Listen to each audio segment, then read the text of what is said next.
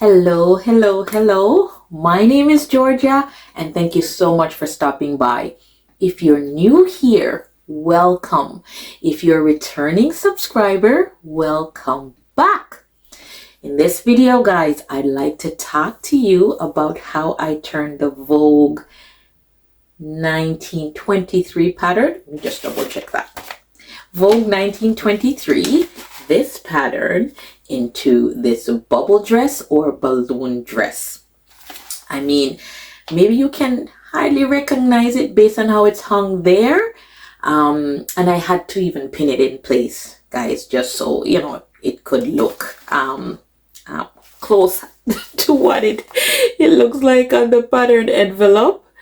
But I will insert a picture somewhere around here to help you get a better look or better idea of what it looks like on.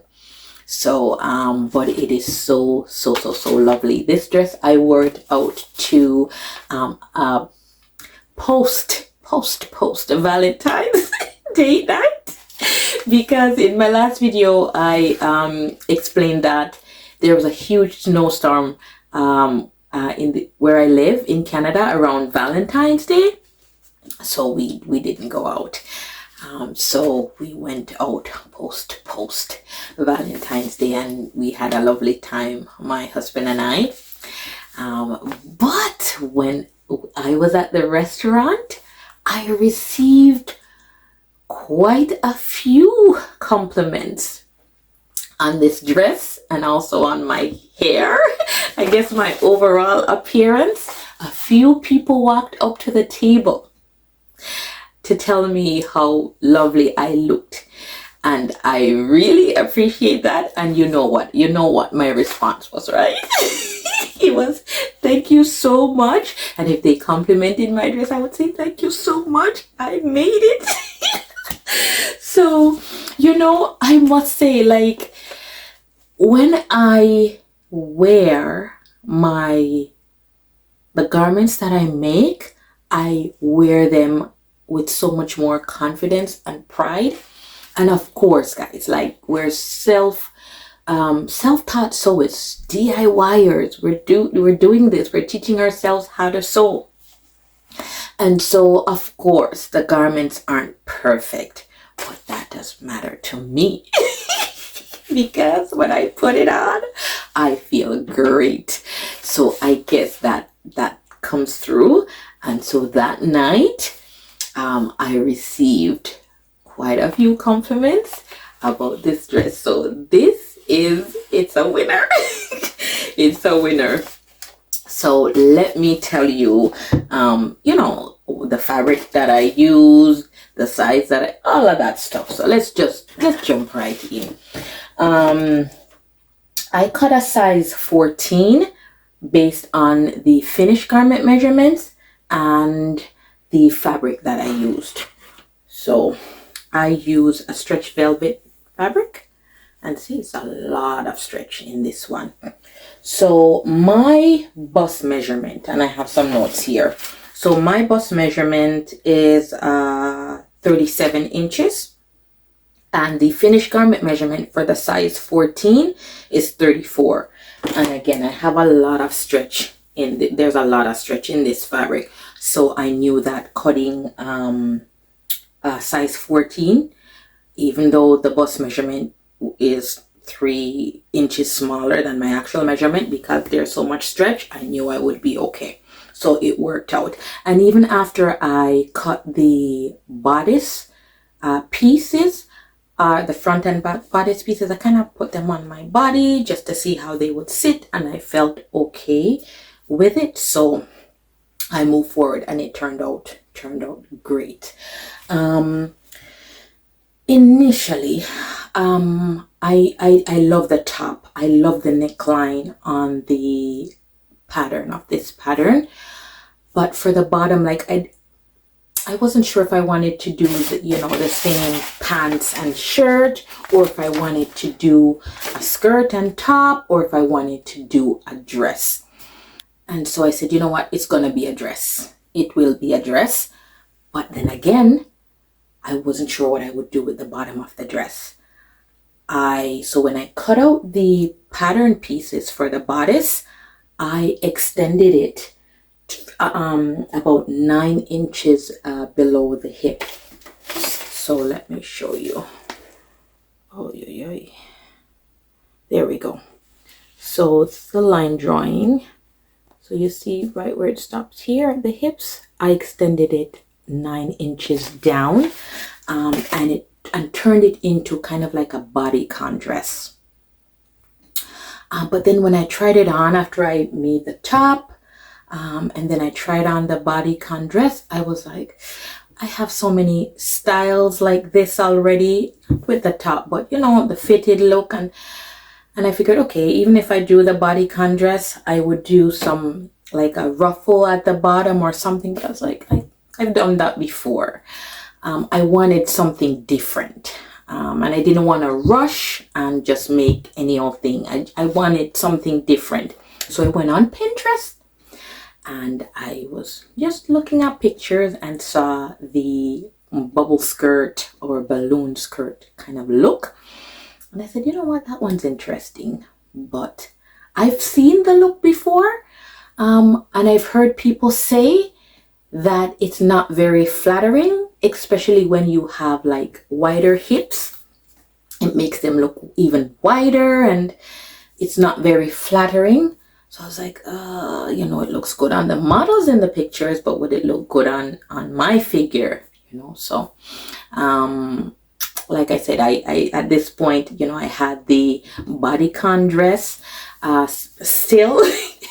And what I did was the fabric that I had left over after making the top portion and then the extended into the bodycon dress, I kind of pinned that around my waist, kind of like how a bubble dress would look, and just to get an idea of if that would look good on me. So I said, you know what, it's okay, it looks okay, I'm going to give it a try. So I figured I would have to cut off, you know, the excess, the extra 9 inches, or, you know, however many inches I added to the top. So I put the top on, and then I didn't want it right at my natural waist, or the smallest point on my waist. I didn't want it there. I wanted it a little bit lower below my belly button, kind of, you know, because I felt like that look, or that kind of a drop waist would complement my figure better. It would show off my waist a little bit better, you know. So put it on, and then I put, you know, a pin on either side of where I wanted it to stop, and then took it off, measure from the bottom of the armhole to the pin, and then did the same measurement on the other side just to make sure they were even, and then I cut it at the bottom. So here I am with the top, and then now it's time to make the balloon skirt. So just to back up a bit, I went on YouTube, watched a few videos on how to make the balloon skirt. So there are different methods, quite a few methods, but the one that I felt most comfortable with was cutting 4 rectangular pieces of fabric, using 2 of those to make the lining, and then the other 2 to make the skirt, the actual skirt section of the dress, or the outside skirt of the dress. So for the lining, the measurement for my lining, I used 14 inches long by 24 inches wide. My hips are 44, my hip measurement is 44 inches. So I didn't want it to be very fitted, so I wanted it to be a few inches bigger or larger than my actual hip measurement. So I did, instead of doing like 22 inches, which would when I attach it to the, it would give me like kind of be fitted on my hips. I did a few inches wider, so I, like I said, 14 by 24 inches, and then attach those the front and back pieces at the sides. And then for the main skirt pieces, I cut two 16 by 60 inches because I wanted to do the ruffles or the gathers here. And then again, you know, stitch the main skirt pieces again at the sides. Then after stitching the main skirt pieces at the sides, I did the basting, 2 rows of basting stitch at the top, 2 rows of basting stitches at the bottom, and then I gathered the top of the main skirt and the bottom of the main skirt. And then because the bottom of the lining, I think the bottom and the top of the lining, after, you know, putting the back and the front pieces together, I think it worked out to, you know, after sewing them and with the seam allowance, I think it worked out to maybe 47 inches. Yes, 47 inches. So the bottom of the skirt is roughly around 47 inches. So I attached the main skirt piece to the lining, you know, and this is how it looks. Let me take it down so you can get a closer look at it. So this is the lining here, and the gathers in the main skirt piece.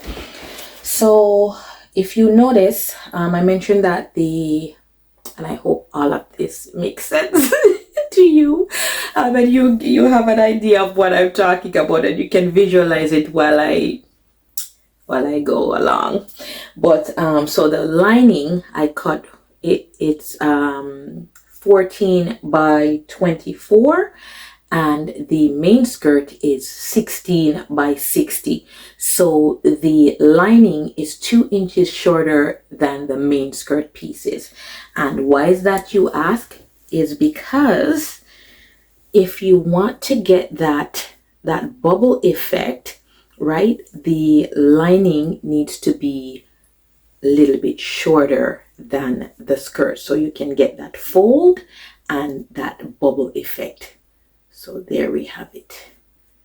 So I figured that in some of the videos, they mentioned that they did a 4-inch difference, but I figured a 2-inch difference would be okay.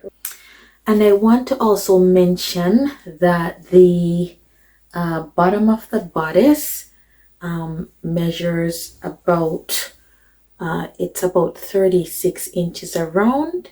So the bottom of the skirt, or the bottom of the lining piece, I think I mentioned that it was 47 inches, but then the bottom of the bodice is around 36 inches.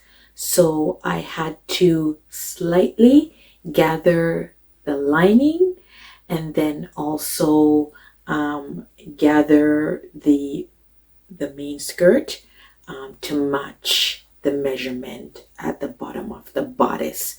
And then I sewed the lining and the main skirt pieces together, and then I attached both of them to the bottom of the bodice. So let me just flip it inside out to show what that looks like. Yeah, so this here is the bottom of the bodice, and then this part here is the lining. So yeah, and I want to mention a few tips as well. So when you cut out your rectangular pieces For the skirt section, so I mentioned that you cut out 4 rectangular pieces. So for each piece, you want to mark the center point of each of those 4 pieces. So when you're attaching the lining to the main skirt, you will match those center points. And when you're attaching the lining, the main skirt, to the bottom of the bodice, you will match those center points. And yeah, also put the center point also at the bottom of the bodice. So that, I think that's a good tip. So you'll know where the center of each piece of fabric is, and you would match those just to give you a more, I guess, a more uniform look, a more clean and neat look. I feel like when I do it that way, my gathers are more uniform, because then I can see this is half of it, this is the other half, and you know, so I can I spread out my gathers more evenly. And so this is what my gathers look like. It's just the back. No, this is the front of the dress, and this is the back of the dress. And another tip I'll give is I tacked this part down. So this is the part that everybody sees, but this is the underside of it. And so what I found, that after I made the dress and I put it on, like it would roll up, you know, it wasn't sitting how I wanted it to sit on my shoulders. And I didn't want to, like when I'm out, having to fix it, making sure that like you're not seeing this part of the fabric. So I decided to tack this to this, so like you can't pull them apart. Before I did that, you could pull them apart, but now you can't pull them apart. And I felt like that kept things in place and kept it neat and nice on my shoulders. I did the same thing to the other side. Yeah, so about 4 tacks. So one, maybe one around here, there, all the way down, just to keep the pieces together so they wouldn't like roll up, bunch up, roll over, do their own thing. And so you wouldn't have to be like, if you're out, you're not fixing or feeling like, you know, the wrong side of the dress is showing and all of that. So I wasn't doing that. I felt very comfortable when we went to the restaurant, and so that's what I did. And to accomplish this look, this design, the pattern is rated as average. I agree, it's average. It's okay. It's not hard, but it's not easy either. Pay a close attention when you're making this piece, this wraparound. Yeah. And when you're attaching it to the bodice. Yes. But all in all, it was pretty good. Wasn't too bad. For notions, I'm not sure if I mentioned this, but I don't think I did. For notions, I use stay tape. So if you're in Canada and you're looking for stay tape, this is what it looks like. I bought this at my local fabric store. It's called Fabricland, and this is what it looks like. Oh, yeah. Yeah, so there you have it. All in all, it was an okay make.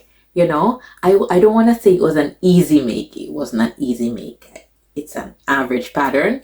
Yes, so some level of difficulty in there, and it's mainly with the for the top part, this wrap around. Yeah, quite a few steps for that, and you have to use the stay tape to stabilize the gathers here. So yeah, so it's not stretching out, or the the thread doesn't pop and things like that. So it's very secure and stable because I use this. So yes, there you have it. Let me know if you would make this design or use Vogue 1923 to create a different design. And let me know what you think about this dress. I have a reel. I posted a reel, I want to say maybe a little bit over a week ago, of me dancing and jamming to some music in this dress. So take a look at that. Let me know what you think. But I'll also post some pictures at the end of this video. All right, so thank you so much for watching, and see you next time.